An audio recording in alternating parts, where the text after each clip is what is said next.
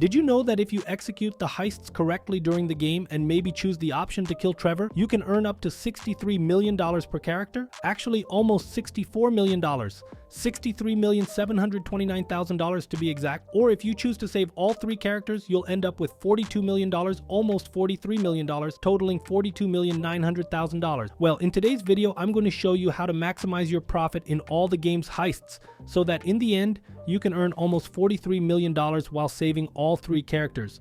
Players who don't know about this strategy usually finish the game with around $16 million at best, and that makes it tough to buy everything at the end of the game or even invest in stocks to become a billionaire. Because yes, you can become a billionaire. So go ahead and drop a big like right at the start of this video to show your support, and let's get started. Alright, starting off, let's talk about the first heist in the game, the jewelry store heist. There's something really important you need to know. To kick off the heist the right way, you need to find a character who appears in a random event near Franklin's card on the map. The name of this character is Packy McReary. I think that's how you pronounce it. I've never quite figured it out.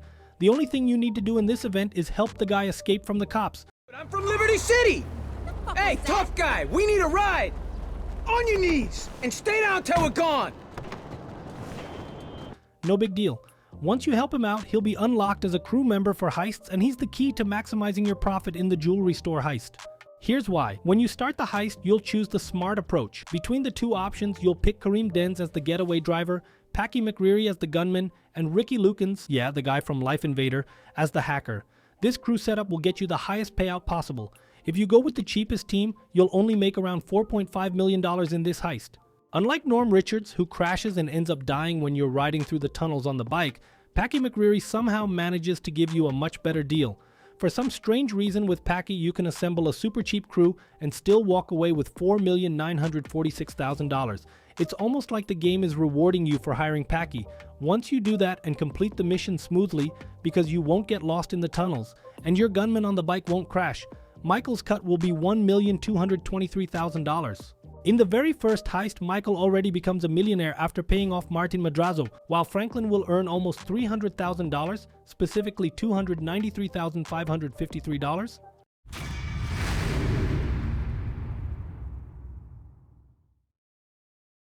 So right from the start, Michael is rolling in cash.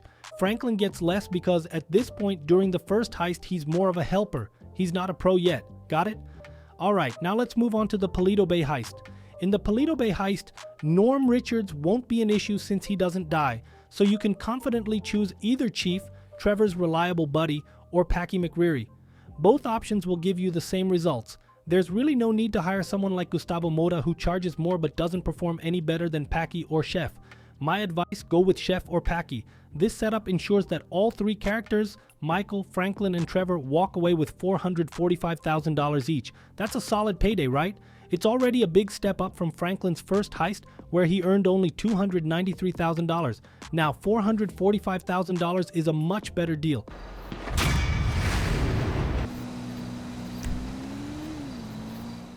Now let's move on to the next heist, the FIB heist. I'm skipping over the Merryweather heist for now.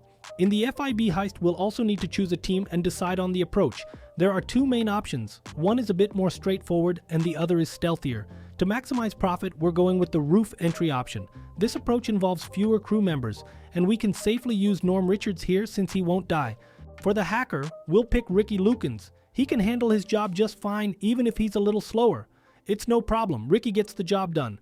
For the gunman, this is where we'll go with Norm Richards.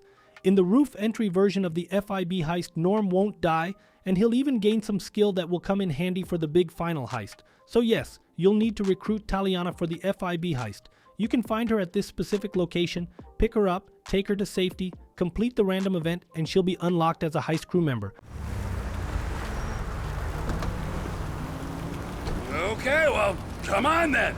Got yourself into quite a pickle, haven't you, little lady?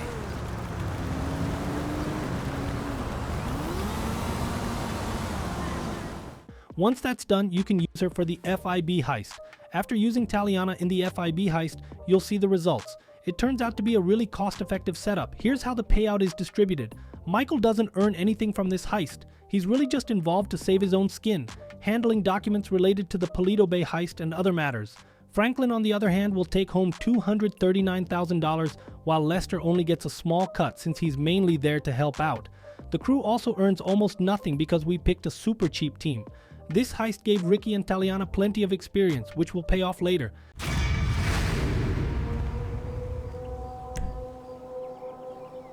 Now let's move on to the final heist, the big score. This is the one that's going to make us seriously rich. In the final heist of the game, the one that's going to make you seriously rich, we'll keep it simple and straightforward by going with the cheapest crew members available. For this heist, we'll choose option B because in option A, the team is larger, which complicates things. With a larger team, you have to split the money more, and that leaves you with a smaller share. So in option B, we avoid all that hassle and maximize our profits. The first key crew member you need to pick, who will make the biggest difference, is Taliana Martinez, the same character we used in the FIB heist. After Taliana, you'll select Karim Dents. Both of them will act as getaway drivers in this heist. Here's a crucial detail. You must assign Taliana as the first driver and Karim Dents as the second. This is important because if you let Karim pilot the helicopter, which is the role of the first driver, he'll crash it. Taliana, on the other hand, will handle the helicopter flawlessly, so Karim Dents will handle the train while Taliana pilots the helicopter. If you reverse their roles, Karim will drop $100 million in gold bars straight onto the ground. Got it? Make sure Taliana is the first pilot. For the gunmen, now we can pick some less skilled and cheaper crew members, and it's no problem, they won't die in this heist, at least not in this option.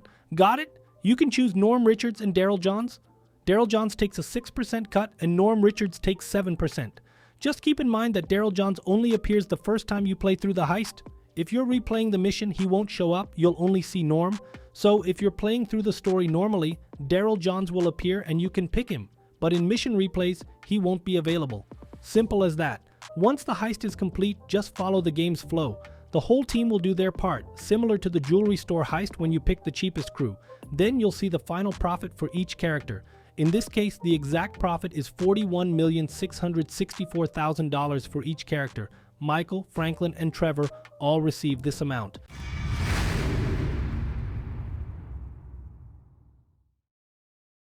Now, if you decide later in the story to kill Trevor, it doesn't work if you choose to kill Michael. Michael's share will increase even more, reaching around 63 to 64 million, almost 64 million to be precise. On the other hand, if you decide to kill Michael, Lester will send you a few messages saying he knows you were involved and that he's transferring Michael's money to his family for security reasons. And not only that, but other surprising things happen after Michael and Trevor's deaths that I'm sure you didn't notice. If you're curious to find out, click on the video indicated by the arrow to check it out. That's it for today's video. Don't forget to like and subscribe. Take care and see ya.